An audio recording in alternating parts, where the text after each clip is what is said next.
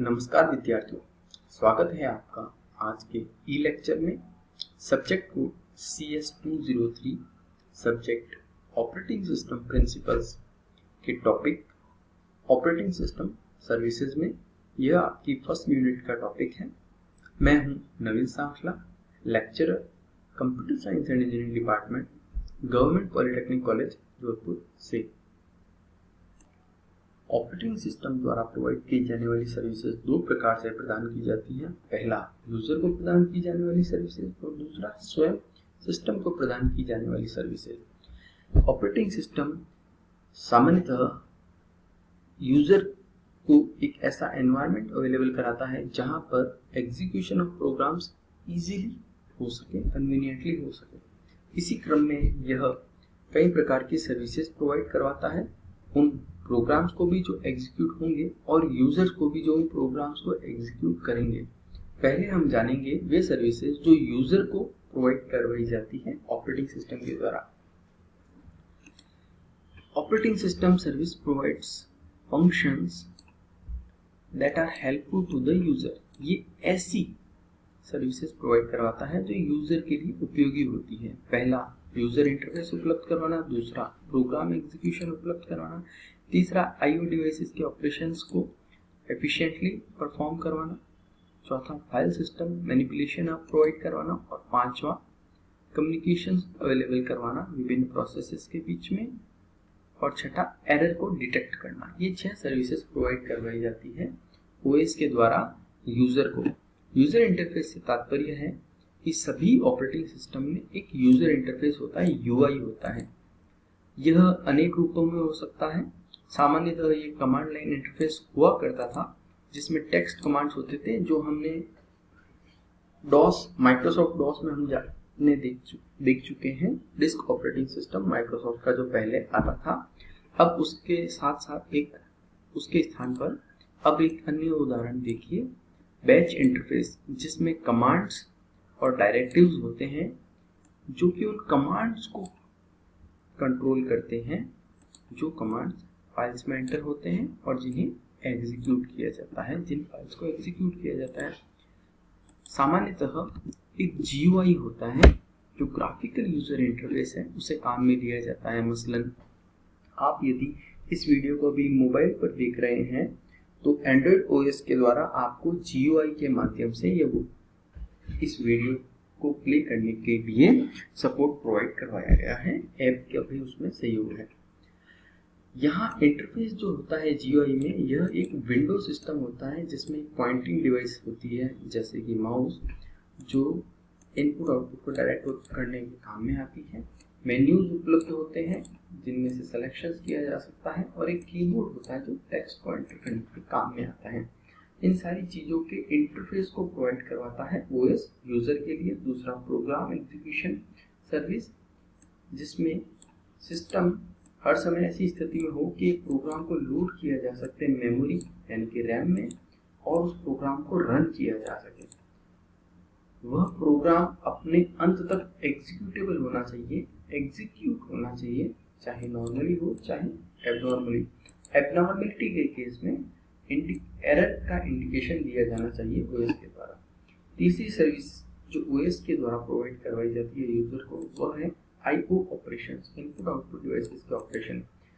जब भी एक प्रोग्राम रन कर रहा होता है तो उसे सेवरल आईओ ऑपरेशंस की आवश्यकता हो सकती है, जिनमें शामिल हो सकता है एक फाइल को रीड या राइट करना, सेव करना, या एक आईओ डिवाइस से इनपुट आउटपुट लेना या उसे प्रोवाइड करवाना। कुछ स्पेसिफिक डिवाइसेस के लिए स्पेशल फंक्शंस भी डिजाइरेबल हो सकते हैं, जैसे सीडी रिकॉर्डिंग या डीवीडी पर कुछ राइट करने के लिए, या सीआरटी स्क्रीन को ब्लैंक करने के लिए भी अन्य ऑपरेशंस होते हैं जो ओएस के द्वारा प्रोवाइड करवाए जाते हैं। फाइल सिस्टम मैनिपुलेशन चौथी सर्विस है, यानी कि एक फाइल सिस्टम की सुविधा दी जाती है ओएस के द्वारा यूजर के लिए। प्रोग्राम्स को अपने डेटा को या तो रीड करने के लिए अथवा राइट करने के लिए फाइल्स और डायरेक्टरीज की आवश्यकता होती है, जो हमें ओएस के द्वारा प्रोवाइड करवाई जाती है। हम यूजर्स को उन्हीं अपने रिकॉर्ड्स को क्रिएट डिलीट करने के लिए, सर्च करने के लिए, उनकी लिस्टिंग करने के लिए भी फाइल सिस्टम की आवश्यकता होती है। इसके अतिरिक्त कुछ प्रोग्राम्स को परमिशन मैनेजमेंट के लिए कि किस फाइल का एक्सेस कब भी कैसे दिया जाए, कैसे न दिया जाए, किस यूजर को दिया जाए, किसे न दिया जाए, यानी कि एक्सेस को मैनेजमेंट करने के लिए, परमिशंस को मैनेज करने के लिए, एक्सेस को अलाउ या डिनाई करने के लिए जो सर्विस प्रोवाइड करवाई जाती है वह ओएस के द्वारा यूजर को प्रोवाइड करवाई जाती है। पांचवी सर्विस जो ओएस देता है यूजर को वह है कम्युनिकेशंस। कई परिस्थितियां होती है जिनमें एक प्रोसेस को किसी अन्य प्रोसेस से इंफॉर्मेशन के एक्सचेंज की आवश्यकता होती है। ये कम्युनिकेशन शेयर्ड मेमोरी के जरिए भी हो सकता है और मैसेज पासिंग के जरिए भी हो सकता है, जिन्हें हम अगले वीडियोस में जानेंगे।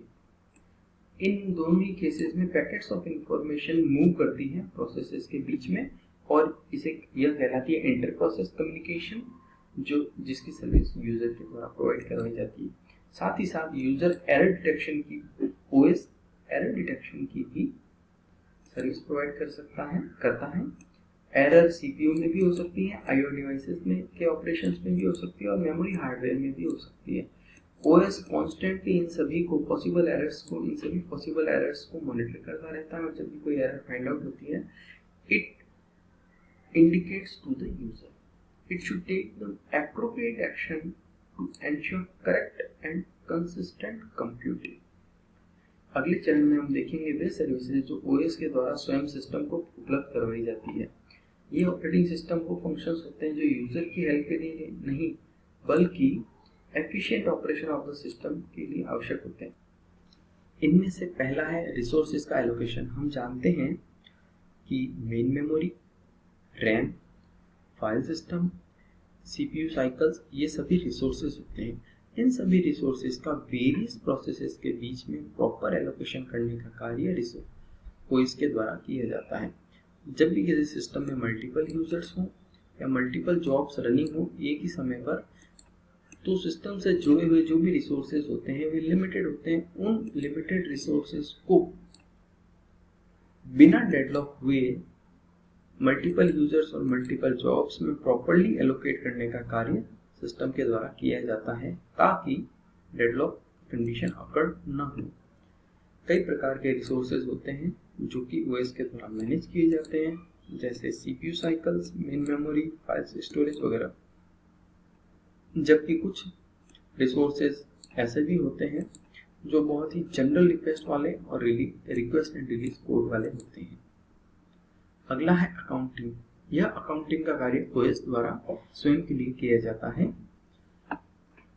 जैसे कि कौन से यूजर्स ने कब लॉगिन किया, उनके लॉगिन इंफॉर्मेशन की अकाउंटिंग रखना, कितने समय तक उसने सिस्टम को यूज किया, किस प्रकार के रिसोर्सेज को यूज लिया, यह सभी रिकॉर्ड कीपिंग अकाउंटिंग के तहत की जाती है। और एक्यूमुलेटिंग यूजेस स्टैटिस्टिक्स के लिए, यानी यूजेस की सांख्यिकी बनाने के लिए स्टैटिस्टिक्स को एक्यूमुलेट करने के लिए काम में ली जाती है। यूजेस स्टैटिस्टिक एक बेहद कामयाब वैल्यूएबल टूल हो सकता है रिसर्चर्स के लिए जो सिस्टम को कॉन्फ़िगर करना चाहें ताकि कंप्यूटिंग सर्विसेज और अधिक बेहतर बन सके। तीसरी सर्विस जो ओएस स्वयं जिस सिस्टम को उपलब्ध कराता है वह है प्रोटेक्शन और सिक्योरिटी। प्रोटेक्शन से तात्पर्य है कि यूजर प्रोसेसेस सिस्टम प्रोसेसेस से प्रभावित न हो और एक यूजर प्रोसेस किसी भी अन्य यूजर प्रोसेस को दुष्प्रभावित न करे। प्रोटेक्शन में इन्वॉल्व होता है all access to system resources is controlled, यानी कि जो भी प्रोसेस किसी भी रिसोर्स को काम में ले रही है उस रिसोर्स को काम लिए जाने से रिलेटेड जो भी एक्सेस है वह कंट्रोल्ड मैनर में होना चाहिए। सिक्योरिटी ऑफ द सिस्टम से तात्पर्य है कि बाहरी आउटसाइड से सिक्योरिटी बनी रहे। यह सिक्योरिटी की शुरुआत हो सकती है जैसे कि हर एक यूजर अपने आप को ऑथेंटिकेट करने के बाद ही लॉगिन कर सके और यह ऑथेंटिकेशन पासवर्ड के द्वारा प्रोवाइड करवाया जा सकता है ताकि यूजर अपने पासवर्ड के जरिए स्वयं को ऑथेंटिकेट करने के बाद में ऑपरेटिंग सिस्टम से रिलेटेड वेरियस सिस्टम रिसोर्सेज को एफिशिएंटली एंड कन्वीनियंटली यूज कर सके। यह आपके फर्स्ट यूनिट का टॉपिक है, आप इसे ध्यान से पढ़िएगा और ऑपरेटिंग सिस्टम के लिए आप इस बुक को फॉलो कर सकते हैं। Operating system principles 7th edition, writer है केल्विन एंड शिल्बर्ट चर्च। इस बुक को आप फॉलो करें। धन्यवाद।